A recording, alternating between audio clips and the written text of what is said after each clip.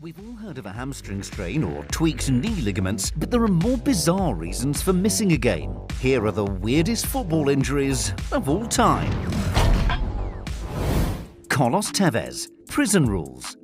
Carlos Tevez has always been popular in Argentina. He comes from a poor family and grew up in a rough neighborhood in Buenos Aires. The Argentine public finds it easy to relate to him. Sometimes, though, Tevez's man-of-the-people image backfires. During his third spell at Boca Juniors in 2018, he visited his half-brother in prison, a maximum security unit in Cordoba. The inmates invited Tevez to join in their kickabout, and the football-mad striker couldn't resist. It didn't go well. Tevez tore a calf muscle and was out for several weeks. Oh, and in case you were wondering, his half-brother's serving a 16-year sentence for armed robbery. Nice.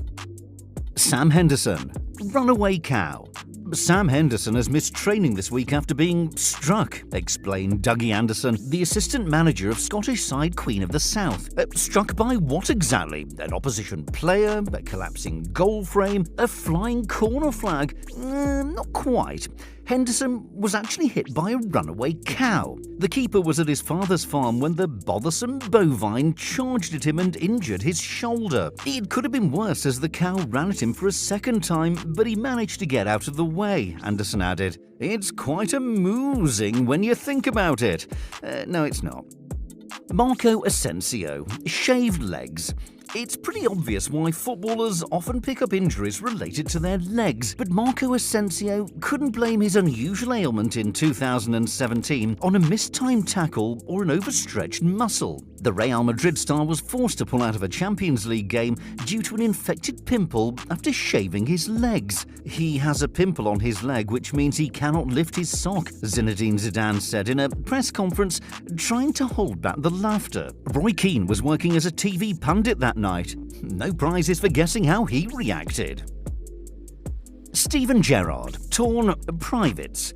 Now, we really wish we were making this one up, but sadly not. Steven Gerrard actually tore his penis as a result of a challenge by Bournemouth midfielder Harry Arter. The Liverpool captain had blood gushing out of his private parts. The club doctor, Andrew Massey, had the unusual task of stitching things back together. I looked down and I saw blood everywhere and thought, wow, that must be really sore, Massey said.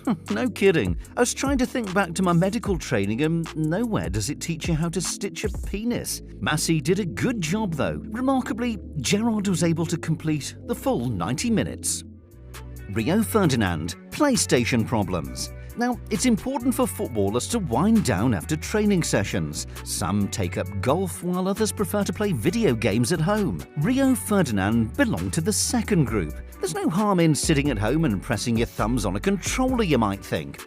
Think again. Ferdinand had his feet up on the coffee table while playing Pro Evo Soccer in 2002. The problem was he stayed in that position for hours. When he got up, he realised he'd strained a tendon in the back of his knee. Ferdinand had to miss Leeds United's next game against Aston Villa, but he was back in training soon after. Maybe it wouldn't have happened if he'd been playing FIFA?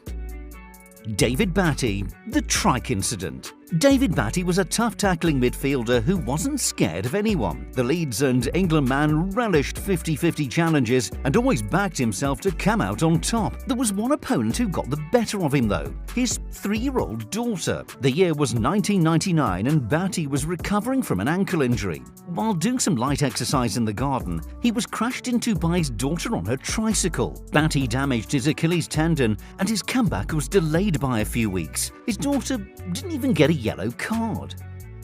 Darius Vassell, self-help. Now, there are many reasons to be jealous of footballers. Not only do they get to spend every day playing the sport we all love, they get paid huge amounts to do it. Footballers also benefit from having access to top medical professionals whenever they need them. From physios to surgeons and doctors to dentists, they have an array of experts at their disposal. Now, if only Darius Vassell had made use of Aston Villa's medical staff in 2002. Rather than consult someone at the club about a blood blister under his toenail, Vassell decided to pull out his toolbox and drill through the nail to drain the blister. Surprise, surprise, he gave himself a blood infection and ended up with one toenail missing. Worst of all, Vassell had to tell his teammates what he'd just done. Jari Litmanen, Coke can. Jori Litmanen was a brilliant footballer. A skillful attacking midfielder, he spent his best years at Ajax, but also played for Liverpool, Barcelona and Fulham. Litmanen might have achieved even more in the game if it wasn't for injuries. His time at Anfield was disrupted by various problems, particularly with his ankle. But if you want definitive proof that the Finnish forward was injury-prone, look no further than his spell at Malmo. Litmanen was just quietly minding his own business when he was struck in the eye by the ring pull of a Coke can opened by the club's sporting director. Some people are just plain unlucky. Darren Barnard, doggy knee. Anyone who's ever owned a puppy knows they're pretty hard work, full of energy and always needing attention of some sort. It's not easy to raise a dog who's just a few months old. Darren Barnard knows that better than most. The Barnsley midfielder was ruled out for 5 months after an accident involving his puppy in 1999. The young dog wasn't fully house-trained, and Barnard paid the price when he tore his knee ligaments after slipping in a puddle of the puppy's wee on the kitchen floor. Aw, who's not a good boy then? Michael Stensgaard, ironing board.